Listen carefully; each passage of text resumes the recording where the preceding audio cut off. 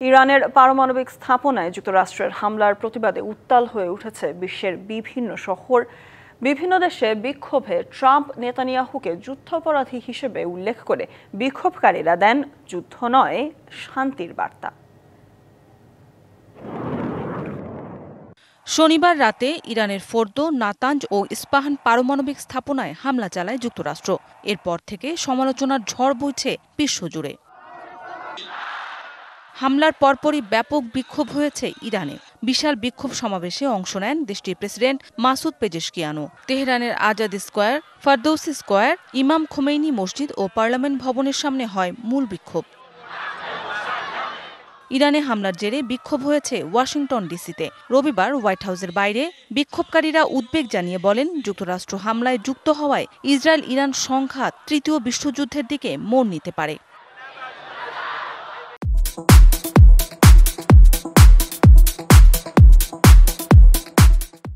Trump বিরোধী বিক্ষোভ হয়েছে নিউ ইয়র্কেও। টাইমস স্কয়ারে আয়োজিত সমাবেশে অংশ নেয় নানা জাতিগোষ্ঠীর মানুষ। বিক্ষোভ হয়েছে লস অ্যাঞ্জেলেসেও। উইলশায়ার ফেডারেল বিল্ডিংয়ের সামনে যুদ্ধবিরোধী স্লোগান দেন বিক্ষোভকারীরা। ইরানের ওপর মার্কিন বিমান হামলার বিরুদ্ধে ফ্রান্সের রাজধানী প্যারিসেও হয়েছে ব্যাপক বিক্ষোভ। ইসরায়েলকে অস্ত্র সরবরাহ বন্ধ করতে যুক্তরাষ্ট্রকে আহ্বানও জানান বিক্ষোভকারীরা। গ্রিসের রাজধানী এথেন্সে মার্কিন দূতাবাসের সামনেও যুদ্ধবিরোধী প্রতিবাদ সমাবেশে অংশ নেন হাজারো মানুষ।